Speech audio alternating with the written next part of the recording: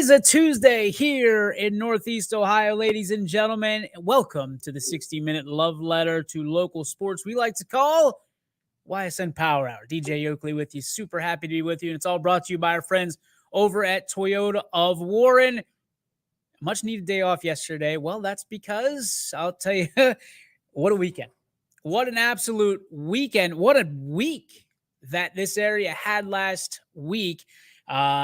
Well represented by championships, well represented by competition at the very highest levels here in the Buckeye State, which is, of course, the state level in the OHSAA championships. Both track, field, and softball, baseball starts this week. Unfortunately, coming up a little bit short on baseball this year, but nothing to be dismissive of, nothing to be disappointed in, because we still had teams that were district champions fighting all the way until the regionals.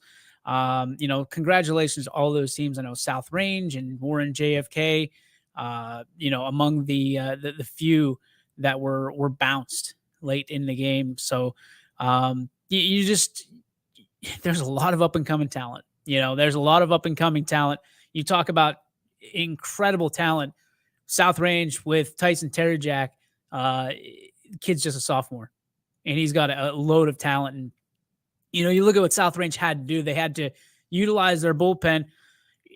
A tough loss, a tough out regardless. But you look at what they had to do. They had to blow basically their entire bullpen to get to that regional final game, and just were unable to push it through. JFK, the same route. So they just came up a little bit short, tried to put a fight together at the end, and were not able to get past or into the state championships or into the state semis. Which, listen, again, like we talked about last week, there's nothing to sniffle about when it comes to not making the Final Four. Like, you are among the final 8 teams in the state. 8 teams.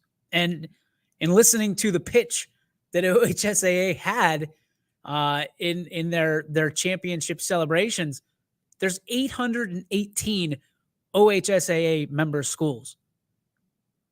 And you are in the final 8. I know there's divisions, but you're in the final 8. So do the math on that as well. I'm not going to. You can do the math on that. That is a very big honor to be at that level. Did you win the championship? No. But to be in the last 8, it's incredible. It's incredible. That's not a participation trophy. A participation trophy is you get into the playoffs. That is thanks for participating. Congratulations. We'll see you next time. When you're the final 8, I could even argue the final 16. When you're in the final 16 of your division, and there's 4 divisions, like, that is sensational. That is sensational. But don't stop there. Take that and build onto it. South Range has been to the promised land. They've hoisted the big trophy before. So was Warren JFK. Other schools, if you're looking to be champion, don't look like it's never bad to look at be a champion first, but don't look down at a final 8 appearance. Don't look down at a final 16 appearance. There's people that will sit there and go, oh, gosh, we only made it to the districts. We only made it to the regionals. Do you understand? When you really step back and look at that. Now, we're going to talk about the teams that did get to the states. We're going to talk about those teams. But let's talk about not putting the cart before the horse here, right? Not putting down a situation where you are in the final 16, the final 8, when you are in the regionals, right? There's nothing wrong with that. That's where you want to be. That's where, as a program, you annually want to be in that competition round. Because when you get that deep, especially in the game of baseball and softball, when you get that deep, you just never know what's going to happen. The ball can bounce one way or the other. One call takes it one way, one call takes it the other. there's a lot that can go right. There's a lot that can go wrong, but you're there, right? You got a chip in a chair, as my buddy Andy always says. You look at the way this weekend progressed. You take it all the way back to Thursday with Canfield being there, right? With Canfield giving themselves a chance to win a state title. Sometimes, a lot of times, it takes a little bit of guts. I argued for Canfield being one of the hottest contenders for a championship in Division II because when you look at what they were up against and you looked at how they were constructed, 8 seniors, right, peppered throughout the lineup with underclassmen and juniors, including Milena Toth, right? Their number one power hitter is a freshman in Leah Figueroa. She's got 4 home runs. So if you've got 4 home runs, your team is not necessarily known for putting the ball out of the yard. And some people might look at that and see it's a detriment to a Canfield team that's in a state championship. I looked at that and thought, this is ideal.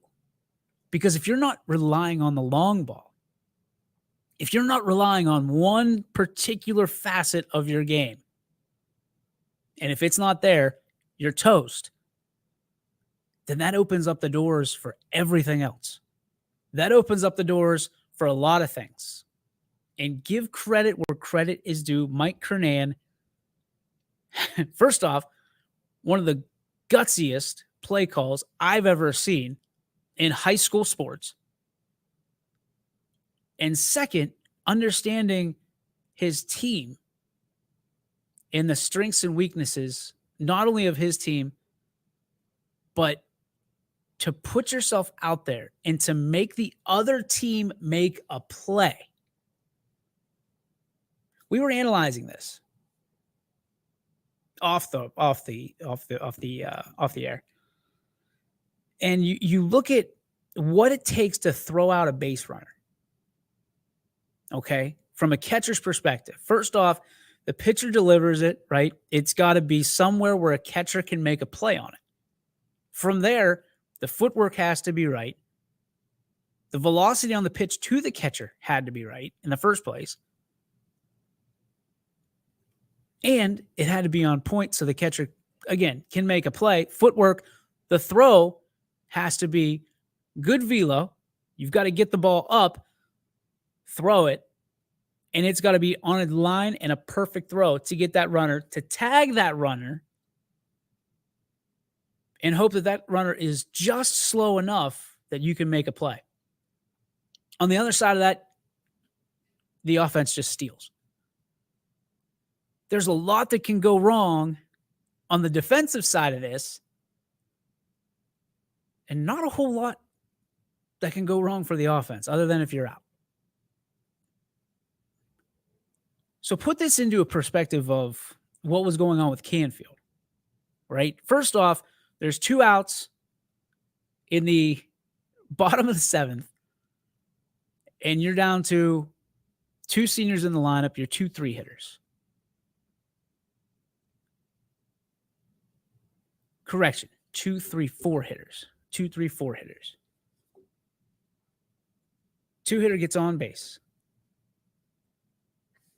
The 3-hitter, line shot down the line. You got runners at first and second now.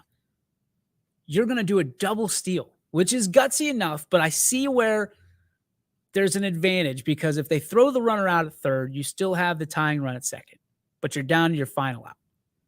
None of that happens because as I recall, the infielders, middle corner infielders were pinched in and nobody was covering third base, which gave the base runner a complete path to steal it as she saw fit. They did a double steal. Now you've got the go-ahead runner at second and the tying run at third. Boom. Next thing you know, the wheels are falling off for Steubenville The ball gets away from the catcher. The runner scores from third. Now you got a tie ball game, and all the chips are on the table, and they're all in. Coach Kernan's got all in at this point because you got 60 feet separating you between going to extra innings and going to the state championship. Bunt, suicide squeeze down the right field or down the first base line. Runner scores, ball game. Guts, absolute guts. But if we want to dissect this, right? At that point, let's go back to the pass ball, the wild pitch, whatever they want to classify it as. When you look at that, ball gets past the catcher. I believe it was a brick backstop, if I'm not mistaken. It was a hard, whatever it was a hard stop, right? So that the ball bounced back pretty hard. But even still, it's got to bounce the absolute perfect way to come back to the catcher to make a play. That ball gets by the catcher. The runner's going. She read it very well. She slides safe.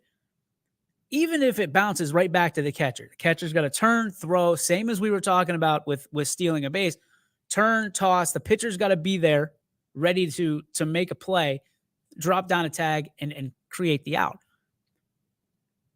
The base runner's got 7 different ways they can slide and tort themselves around to make sure that they're safe. There's not a whole lot of risk from that standpoint. Now, to actually do it is one thing, right? But you look at the science of that play,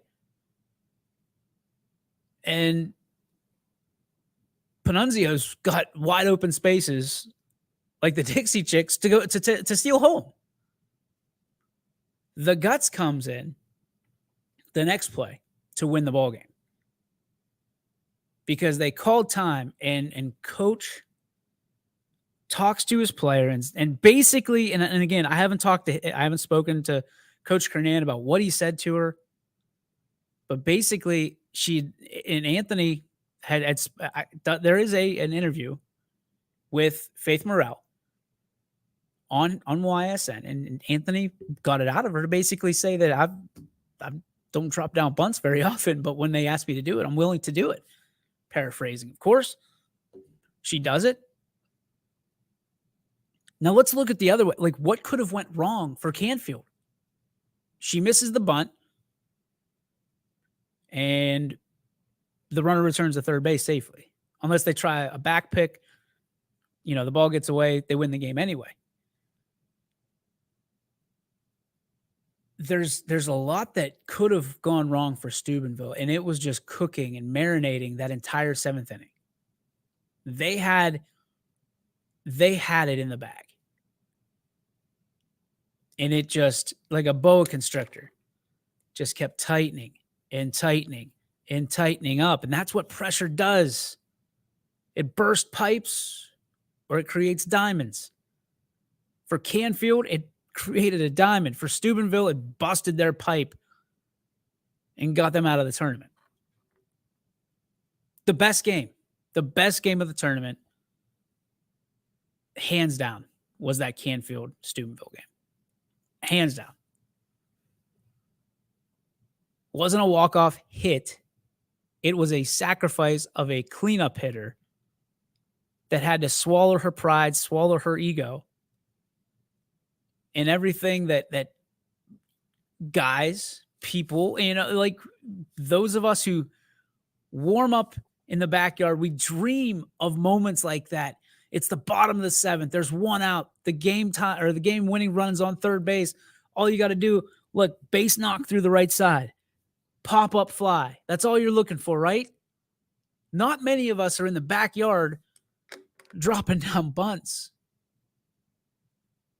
But Faith Morrell did that, put her pride aside, no ego, dropped the bunt down, and put her team in the state championship.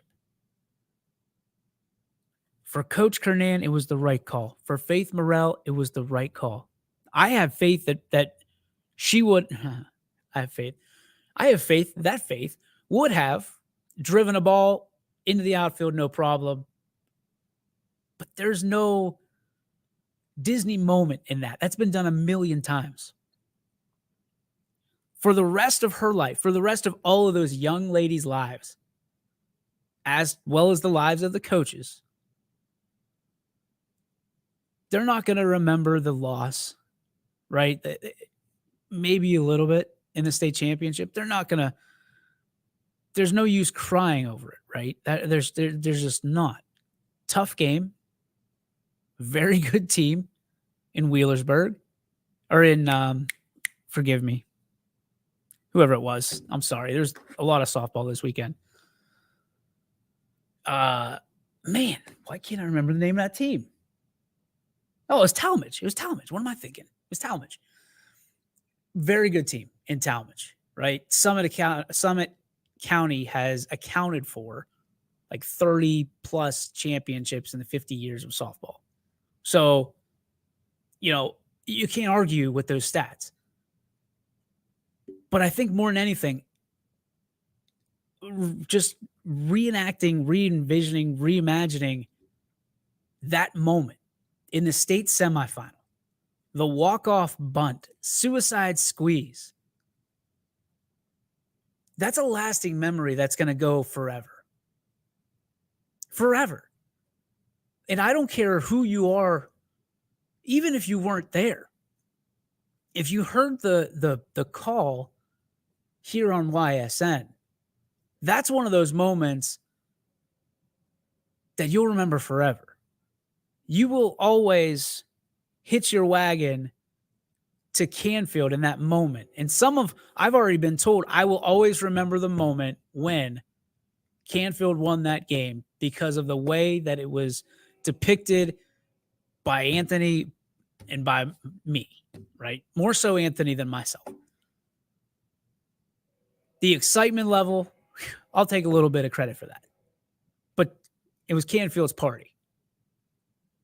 And I got to admit, it was one of the most exciting finishes to a game I've ever experienced in my life. Playing, watching, otherwise. It's one of those you got to be here to believe it moments. And even though those young ladies fell short of their ultimate goal in a state championship, they will have the game of softball. And that game in particular, in a favored moment in their history forever. For the rest of their lives. For the rest, the parents will have that moment emblazed in their memory forever. Because that's one of those moments. 10 years from now, 20 years from now, you're going to say, do you remember when Faith Morrell dropped down that bunt and Freedy scored? What was the score of the championship game? I don't know. To hell with it. No clue. But do you remember this? Right? You have those moments.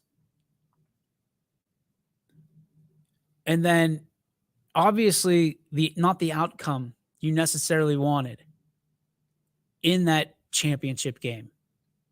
But they held their heads high. I was proud of what Canfield was able to do. Very easy to sit there and point fingers about that this didn't go our way, or this didn't go away, or this, or this, or this. But the reality situation was we own it. We're excited to be back next year. This was a great season for us.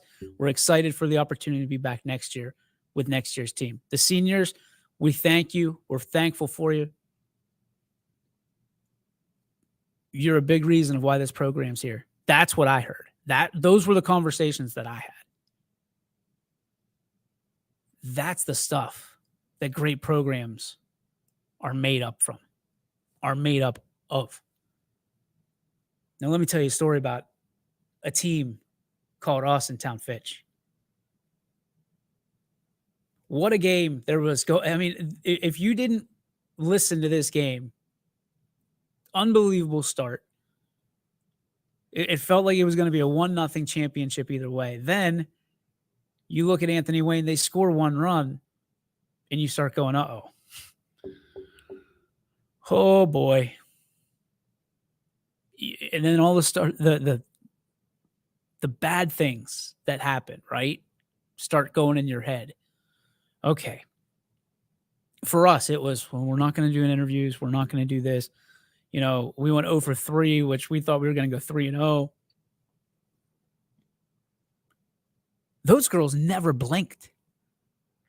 I was so impressed by the way that the Austintown Fitch faithful never gave up.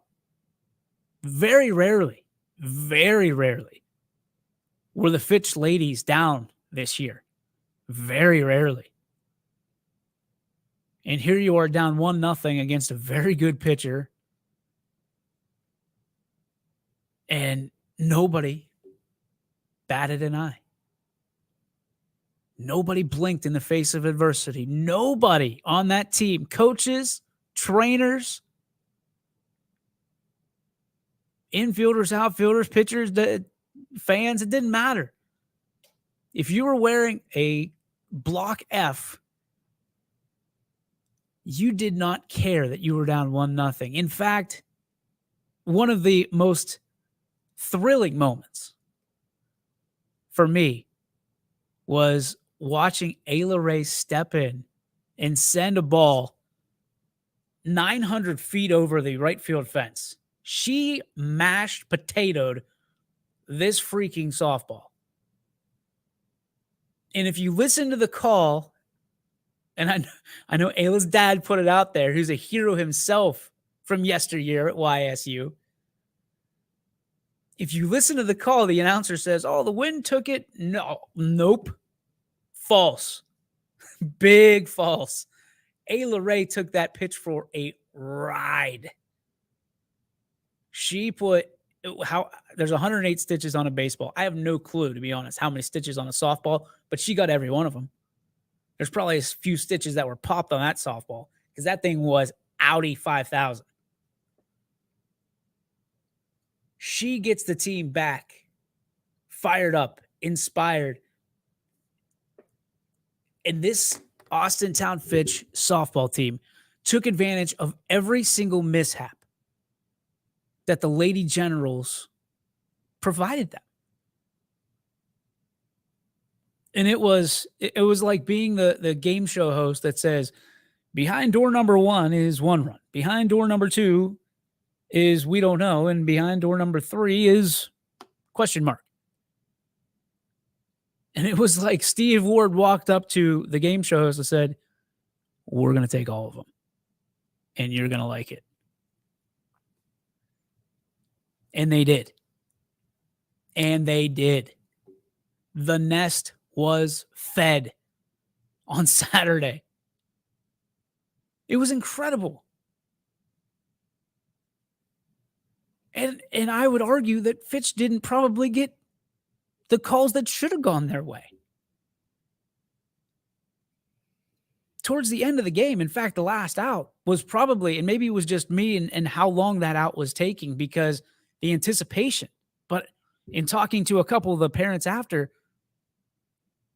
there was probably 2 or 3 times that at-bat should have ended. And it didn't. And it was like, okay, how many? And it was a 5-run game, so it wasn't like anything big was going to happen in that moment. But you don't want that moment to become a bigger moment. You want the snowball effect to happen. I was so incredibly proud of how we won that game. And here's the big thing. There's such a thing as sore losers. We all know that, but there's such a thing as sore winners as well. Fitch had none of that. There was no like pointing the finger at you, like we should have told you, the attitude that typically most people look at for this area and they say, well, that's Youngstown. That's, nope. That was one of the classiest wins that I'd ever seen. And I mean that because that was first class all the way. The fans There was a moment there where, the Generals were trying to get something started and the fans were really poking, and I don't, it wasn't the fan, it was just the there was an intensity in the air. It's a Division I championship game. There's going to be a little bit of jostling. But the moment came and went with Austintown Fitch's fans not retaliating and saying anything derogative, anything that was even negative. They supported their team, and that's all they did. It was never like, to heck with you, da da da da da. Eyes forward, eyes on the prize, win the game, legacy revealed. That's what it was. And we talk a lot on this show about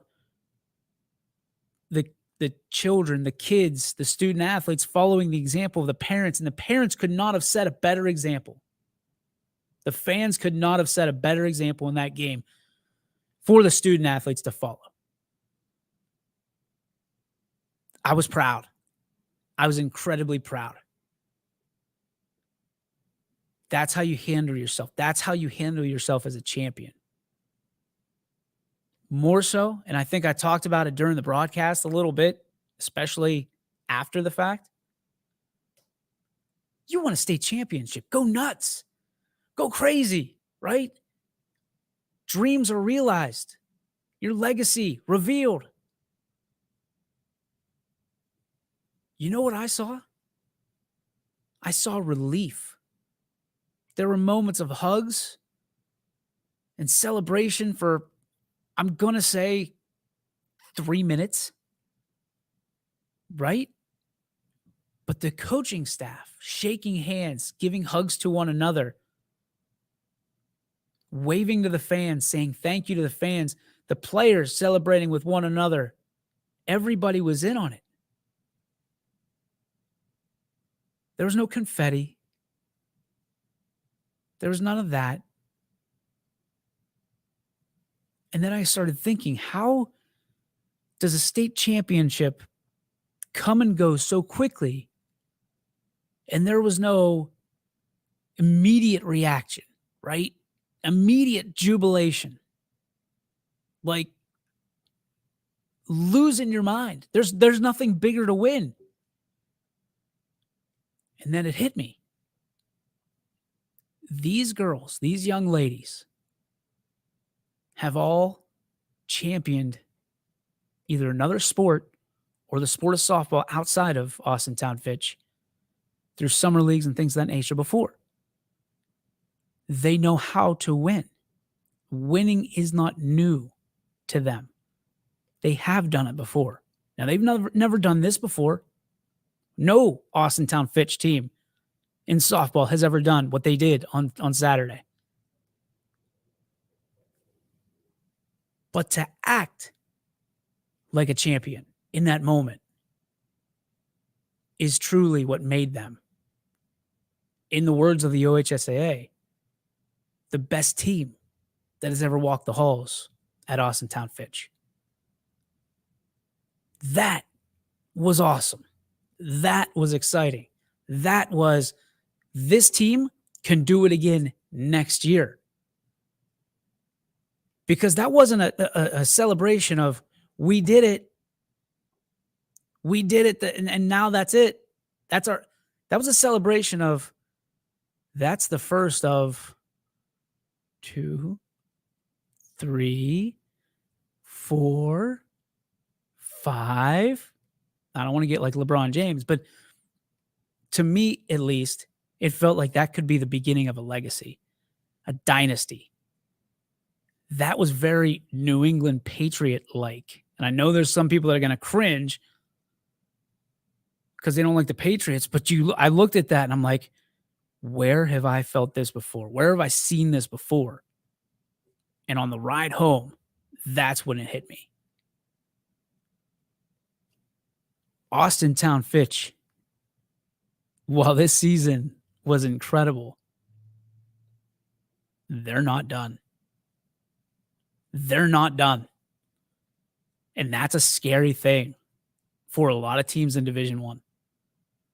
Sydney Watts is not going anywhere. She's a sophomore. She's a sophomore. Ayla Ray's coming back, y'all. Now, Fitch does lose a few, and they lose some pretty big names on that. But what I heard is that there's some pretty decent players coming up too. I cannot wait to talk to Steve Ward. I mean, he's got to be the most exhausted human being on the face of the earth right now, because the adversity that he's battled through with this team, the adversity that he's had to hear about, and yet he's still able to turn the other cheek in every single direction and win a championship and make it about his team. It's a championship caliber coach. And now he's a champion coach forever. Something that can't be taken away from him. We'll take a break. We'll come back, talk some more about the week that was incredible right here on YSN. Hope you'll stay with us. Back after this on your sports network. We believe expectations are made to be exceeded. At the new Toyota of Warren, it's about more than just getting a great deal. It's about service you can count on and a friendship you can trust. Year after year, we've done what we do best. We've gone the extra mile so you could too. Because we know it's just not about buying a new car. It's the start of a new adventure. Toyota of Warren, driven by you. Hi, this is Zell Bush. Hi, this is Tom Flynn. Hi, this is Steve Versetto. Hi, this is Ryan Miller. Hi, this is Rich Sakui from WRS Wealth Advisors. With our combined 80 years of experience, WRS Wealth Advisors are the area's premier wealth and retirement specialists. Call 330-965-0370 to learn more about our individual and corporate financial planning services. Or visit WRSwealth.com. go Raiders. Go Dogs. Go Cats. Go Dogs. Go Tigers.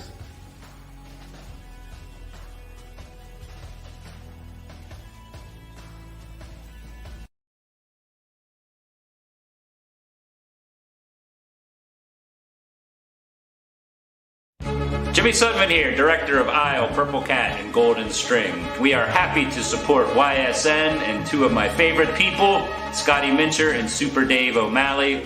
We are an agency that provides services for adults with disabilities. We infuse humor, passion, and joy into their lives. If you know of any folks with disabilities that need our assistance, please contact us.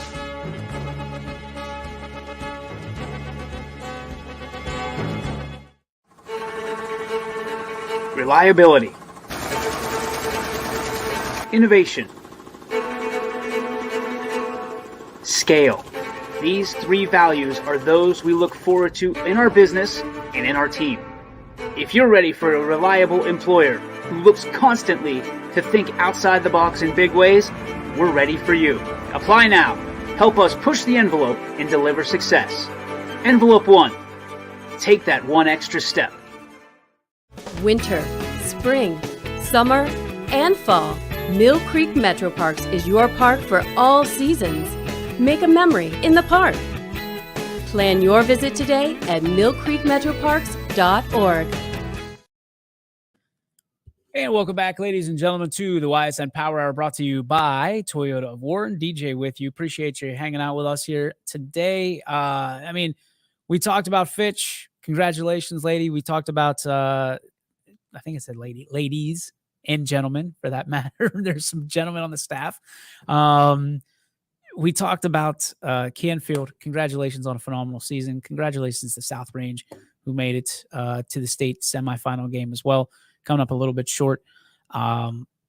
Congratulations to all the teams that took part in spring, and no matter how far you went, how far, how short or long your season was, it's still something to get out there and put your best effort forth. And I think that, even though you hear me say I'm not a big believer in participation trophies or anything like that, which I'm not, I still think that there's an admiration that many have for varsity athletes for getting out there and giving it their all, no matter if you come up short or not. I think we all kind of lose sight of that because let's face it, not everybody can do what these student athletes do.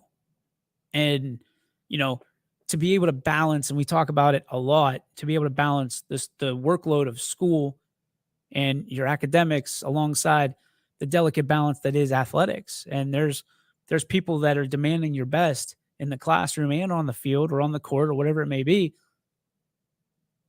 And then you got your home life, right? You got your personal life, things of that nature. And it's a balance. It's a delicate balance that these young people are able to do. And it doesn't get easier as the teams get better. The pressure gets increasingly tightening. It's just, and Ty Bartel actually pointed this out, that we, YSN and schools affiliated with YSN, celebrated a state championship every season this year, which has never been done before here on the network. So another groundbreaking year for us here on YSN, and what an honor. I think that's kind of where it starts and ends with us, is what an honor it is to follow these student athletes, these coaches, these communities, wherever they go in the state, and make them feel like no matter what happens, we have your back. Like, if you win, we're winning with you. We're behind you, and we are just cheering for you the entire way. If you lose, we don't care. We're still on your side. We're still proud as hell of you. It's an honor to do that.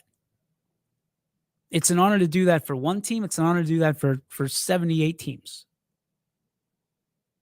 Not that 78 teams can win the state championship, but you get where I'm going. I think the coolest thing for me is, as we embark and get really close to year number 7 here at YSN, is that as we have kind of like one rule here, and it's as we grow and as the teams that we cover increasingly get better on a daily basis, we want to do the same thing. We want to parallel what our teams are doing. And I feel incredibly proud and incredibly strong saying this, is that we've been able to do that. As we've been able to unveil state championships and follow state championship teams and regional and district and sectional and just good teams. Our coverage has been better than ever before. To which we had 8 million views all of last year. And now we've got 8.8 million views, not even 6 months in. So we're on pace to double what we did last year. And that speaks to this area. It speaks to the student athletes. It speaks to the dedication that they have, because the longer the seasons go, the more people are tuning in, because they want to know what YSN schools are all about. They want to know what Austintown Fitch is all about, what Canfield, South Range, anybody on this wall. They want to know what they're all about. They want to, well, we have a leg up. We have an advantage because we can watch all their games. Yeah, sure, go ahead, but you still can't beat them. I mean, we covered, I believe, every single Austintown Fitch game this year. And the one knock on YSN is, well, when we get to this round, we don't want you to cover our games anymore because, they've already seen us. They can scout us on YSN. Listen, go talk to Steve Ward. Go talk to Jeff DeRose. Go talk to Mike Kernan. Ask him if it matters. It doesn't. Because you can watch all the scouting film you want on YSN. It does not make you a better team than the teams that are on that film. That is a guarantee. Sometimes you're the better team and sometimes you're not. Winners don't make excuses. Point blank. End of story. Winners don't make excuses. And while watching a team and looking at tendencies, that could help you, the reality is you still got to play the game. You still have to play the incredible athletes that we have here underneath the YSN banner. I love the fact that I received probably 25 text messages and messages across our social media of teams that were rooting actively for fellow YSN teams, fellow area teams. I remember growing up thinking I will not root for that team ever. And here, one of these teams is in here. And I have a baseball cap of theirs, right? Another team that I grew up not liking, I'm the voice of, right? There comes a time in all of our lives. Now, when you're 16, 17, 18, it's hard to understand. But there comes a time where you kind of take that rivalry that you had in school and you bury that hatchet and you start rooting for these teams. I'm doing the Austintown Fitch game, filling in for Ty because he had to go to the Scrappers game, and I get message after message after message. People from Austintown, people from Niles, people from all over. They're going to do it, man. They're going to do it. These girls are going to do it. They're going to bring it home for us. That message in particular was from somebody from Boardman. They weren't from Austintown. They weren't a Fitch grad. They were from Boardman. You want to know why I and there are tough days. I'm not going to sit here and boo-hoo about my job. I love it. But you want to know why I love this? Why I love these moments? Why I love the All-Star games? To me, they're the best nights of the year. Is because you have these moments in time where everybody from our area, I call them Kelly Pavlik moments to the guys. Kelly Pavlik united Youngstown for that moment in time when he brought home the championship. The ultimate hero of our area. He's ours. He's our guy. Forever, he's our guy. Saturday, we did it again. We did it in December with Canfield, with South Range, with Warren JFK. We did it then. To be able to carry the banner, not necessarily for YSN, but for YSN to carry the banner for Youngstown time and time again. And I'm telling you, it's not just Youngstown, it's this quadrant of the state. It's Northeast Ohio. For our communities, coaches, and players to bring it home. I can't tell you. Yeah, you get to see it, right? You get to see it and feel it in that stadium, in that moment. Track and field, softball, baseball, football, soccer, golf, basketball, name all the sports. We are incredibly proud of you because you represent all of us. Saturday, the very same feeling that I got when my guy Kelly Pavlik wins the world championship, I had that same feeling when Austintown Fitch won. I had that same feeling when Canfield won. Had that same feeling when South Range won. Had that same feeling when Warren JFK won. But make no mistake about it, when they lose,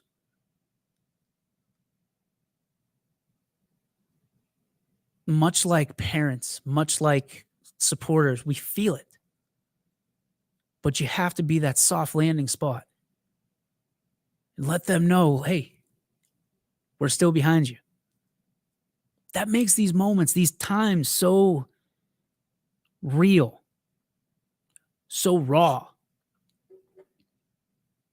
There's nowhere in the world that I'd rather be than Northeast Ohio. Nowhere. When we started this business, I said there's two things that people in Northeast Ohio care about. It's weather and it's sports, and I don't know crap about the weather. I'm so glad. I'm so happy that we've been able to share the last 6+ years with all of you. The 8 million views last year, the almost 9 million views this year on our website alone. But we've been able to give memories back and capture moments that will last a lifetime.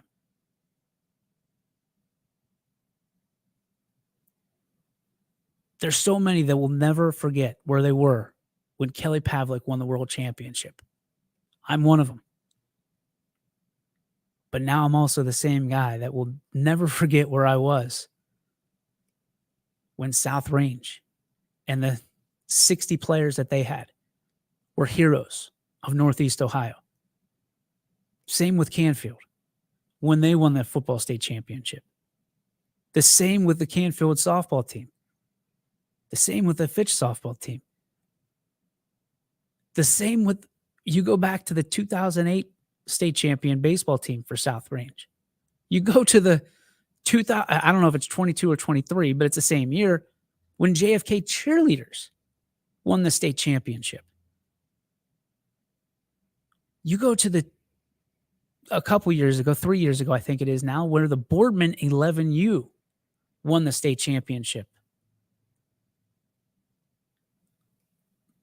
That is what gets me out of bed in the morning. That is what gets me fired up. That is what, even on some of the toughest days, showing up here at 3:00 and talking about these athletes, talking to these athletes, talking to these coaches, talking to these communities, talking to these sponsors that want nothing more. They're not in sports, but they support them a lot. And that's why we love what we do. We have the distinct and honored ability to cover so many great young people from all walks of life. When they win state championships, I know for a fact that it's not just that small community celebrating. It's 70, 80, 90 communities saying, those are our people. That's our tribe. We got it. It's ours. Together.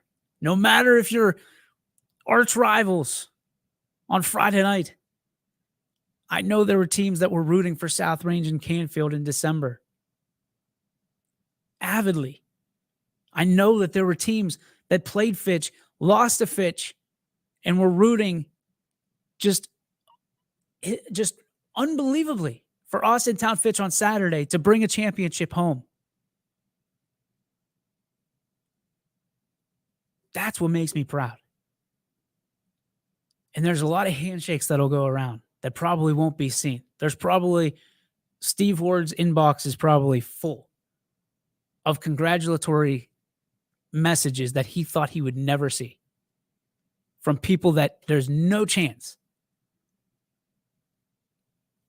That's what makes this valley, this area, 330, 440, whatever. That's what makes it so special. It's what makes it what it is. It's an honor to live here. It's an honor to support here.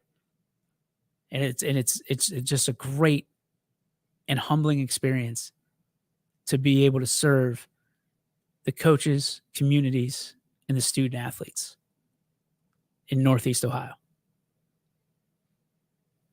Let's get to the Joe Dickey Electric. What's your spark? Presented by, I feel like that was my spark anyway. Presented by our friends over at Joe Dickey Electric. Anything commercial, industrial, anything residential, anything that goes zap, go over to DickeyElectric.com and tell them why Ysn sent you.